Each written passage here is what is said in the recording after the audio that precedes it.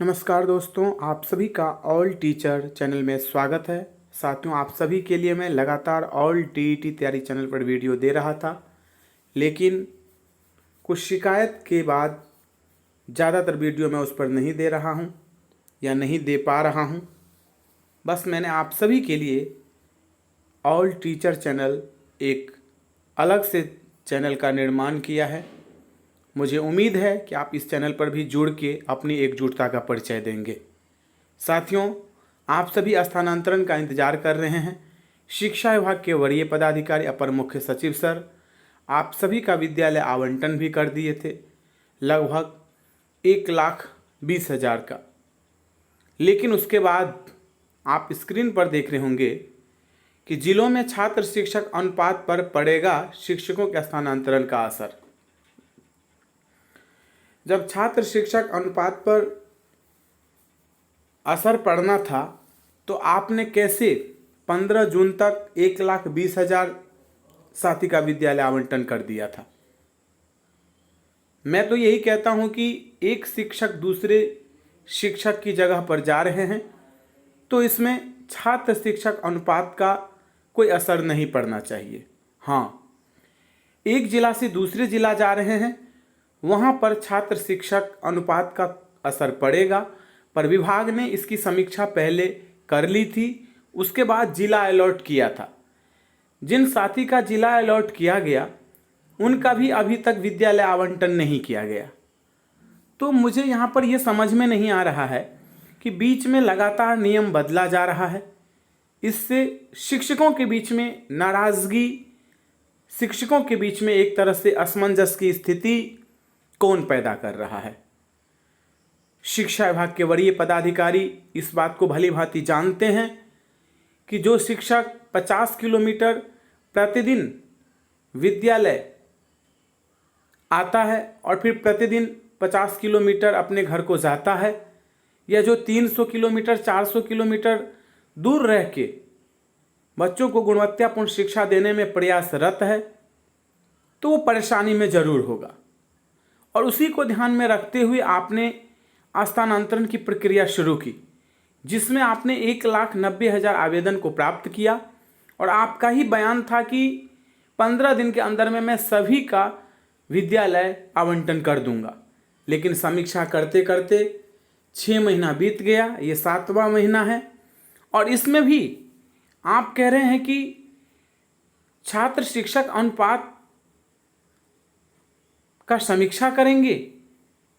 योगदान के बाद छात्र शिक्षक अनुपात की होगी जिलावार समीक्षा। और इसमें मुझे लगता है कि आप सभी को यह जिज्ञासा उत्पन्न हो गया होगा कि मेरे जिला में किस प्रकार से छात्र शिक्षक अनुपात की स्थिति है। तो एक बार हम सभी इसको बारीकी से देख लेते हैं, फिर इस पर चर्चा करेंगे। राज्य में स्कूली शिक्षकों के स्थानांतरण का असर जिलों में छात्र शिक्षक अनुपात पर पड़ेगा। इसके मद्देनजर स्थानांतरित शिक्षकों के योगदान के बाद हर जिले के छात्र शिक्षक अनुपात की समीक्षा होगी। प्रावधान के मुताबिक स्कूलों में 30 बच्चों पर एक शिक्षक की तैनाती के प्रावधान है। इसके मद्देनजर शिक्षा विभाग के आंकड़ों को देखें तो वर्तमान में सरकारी स्कूलों में बच्चों की संख्या तकरीबन 1,76,93,159 है। इसी प्रकार शिक्षकों की संख्या तकरीबन 5,96,937 है, यानी कि 1,76,93,159 पर 5,96,937 शिक्षक तैनात हैं। इस प्रकार 30 बच्चों पर एक शिक्षक है। इससे इतर जिलावार बात करें तो अररिया में 36 बच्चों पर एक शिक्षक, अरवल में 28-29 बच्चों पर एक शिक्षक, औरंगाबाद में 27-28 बच्चों पर एक शिक्षक, बांका में 32-33 बच्चों पर एक शिक्षक, बेगूसराय में 31 बच्चों पर एक शिक्षक, भागलपुर में 29 या 30 बच्चों पर एक शिक्षक, भोजपुर में 24-25 बच्चों पर एक शिक्षक, बक्सर में 23-24 बच्चों पर एक शिक्षक, दरभंगा में 26-27 बच्चों पर एक शिक्षक, वहीं गया में 28-29 बच्चों पर एक शिक्षक, गोपालगंज में 23-24 बच्चों पर एक शिक्षक, जमुई में 34 बच्चों पर एक शिक्षक, जहानाबाद में 22 बच्चों पर एक शिक्षक, कैमूर में 25 बच्चों पर एक शिक्षक, कटिहार में 35 बच्चों पर एक शिक्षक, वहीं खगड़िया में 33 बच्चों पर एक शिक्षक, किशनगंज में 31 बच्चों पर एक शिक्षक, लखीसराय में 30 बच्चों पर एक शिक्षक, मधेपुरा में 30 बच्चों पर एक शिक्षक, मधुबनी में 28 बच्चों पर एक शिक्षक, मुंगेर में 29 बच्चों पर एक शिक्षक, मुजफ्फरपुर में 30 बच्चों पर एक शिक्षक, नालंदा में 25 बच्चों पर एक शिक्षक, नवादा में 29 बच्चों पर एक शिक्षक, पश्चिमी चंपारण में 29 बच्चों पर एक शिक्षक, पटना में 25 बच्चों पर एक शिक्षक, पूर्वी चंपारण में 36-37 बच्चों पर एक शिक्षक, पूर्णिया में 38 बच्चों पर एक शिक्षक, रोहतास में 27 बच्चों पर एक शिक्षक, सहरसा में 29 बच्चों पर एक शिक्षक तैनाती है। वहीं समस्तीपुर में 31 बच्चों पर एक शिक्षक, सारण में 29 बच्चों पर एक शिक्षक, शेखपुरा में 29 बच्चों पर एक शिक्षक, शिवहर में 43 बच्चों पर एक शिक्षक, सीतामढ़ी में 41 बच्चों पर एक शिक्षक, सिवान में 22 बच्चों पर एक शिक्षक, सुपौल में 34 बच्चों पर एक शिक्षक, वहीं वैशाली में 28 बच्चों पर एक शिक्षक। यहाँ से यदि आकलन किया जाए तो बहुत दिक्कत होगा स्थानांतरण में। पर मैं एक बात यहाँ पर जोड़ना चाहूँगा कि 10+2 में 30 विषय है और 30 विषय में यदि 5 बच्चा भी एक विषय में है तो एक शिक्षक वहाँ पर तैनाती होना जरूरी है। तो यह आकलन एक तरह से देखा जाए तो सटीक नहीं बैठेगा छात्र शिक्षक अनुपात का। वहाँ पर 30 बच्चों पर एक शिक्षक की कोई बात नहीं है। 2 बच्चा भी होगा, 1 बच्चा भी होगा तो वहाँ पर एक शिक्षक सरकार को देना ही होगा। मैं 10+2 की बात कर रहा हूँ। वहीं पर 9-10 में भी वही हाल है। 30 जून एवं 1 जुलाई को स्थानांतरित शिक्षकों को नवपदस्थापित विद्यालयों में योगदान के लिए शिक्षा विभाग ने 10 जुलाई तक का समय दिया है।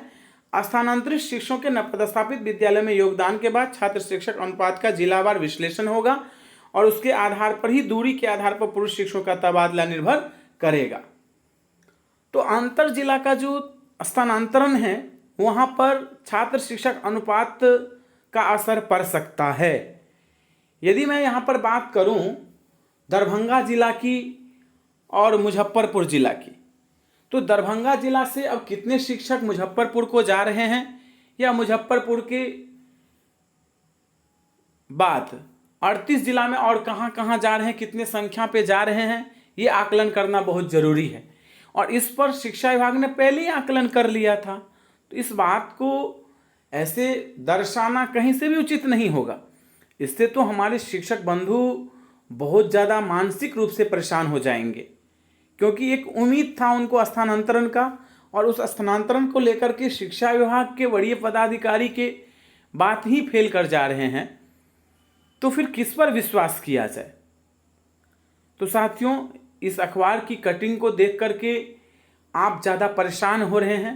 हमें जहाँ तक लगता है परेशान होने की कोई ज़रूरत नहीं है, क्योंकि जो होना होगा वो होगा। आप जिस प्रकार से पहले स्वस्थ थे, बच्चों को गुणवत्तापूर्ण शिक्षा देने के लिए प्रयासरत थे, वैसे रहिए, आपके लिए सकारात्मक परिणाम जरूर आएगा। हाँ, ये जरूर है कि इस प्रकार समीक्षा करने में शिक्षा विभाग को थोड़ी सी देरी लग सकती है। खास करके यहाँ पर HM का पोस्टिंग जो है आप देख ही रहे हैं कि शिक्षा विभाग करने जा रही है। उसके बाद स्थानांतरण की बात किया जा रहा है। इसमें सबसे महत्वपूर्ण है अंतर जिला पुरुष। खास करके महिला जितने भी थीं उनको एक तरह से जिला अलॉट कर दिया गया, विद्यालय का आवंटन नहीं किया गया। उस पर काम किया जा रहा होगा विभाग में, और जिनका जिला अलॉट नहीं था उनका जिला भी अलॉट किया गया। तो लगभग 10,000 प्लस महिला शिक्षिका का विद्यालय आवंटन का कार्य जो है वो प्रगति पर है। जिनका नहीं दिखा है उनका जरूर दिखेगा। आप ग्रीवांस में जाकर के अपनी समस्या को जरूर रख दीजिएगा। शिक्षा विभाग तक आपकी बात पहुंचनी चाहिए। लगातार मैं ऑल टीचर तैयारी चैनल के माध्यम से आप सभी के लिए प्रयासरत हूँ, प्रयासरत रहूँगा। बस ऑल टीचर चैनल को आप जरूर सब्सक्राइब करें, क्योंकि ऑल TET तैयारी चैनल पर मुझे लगता है कि आप सभी का ज़्यादा आवाज़ बुलंद करने के कारण ही कुछ परेशानी उत्पन्न हुई है। तो मैं नहीं चाहता कि आपकी आवाज़ दबे। आपकी आवाज़ को बुलंद करना मैं चाहता हूं हर समय, और हर समय मैंने किया भी है।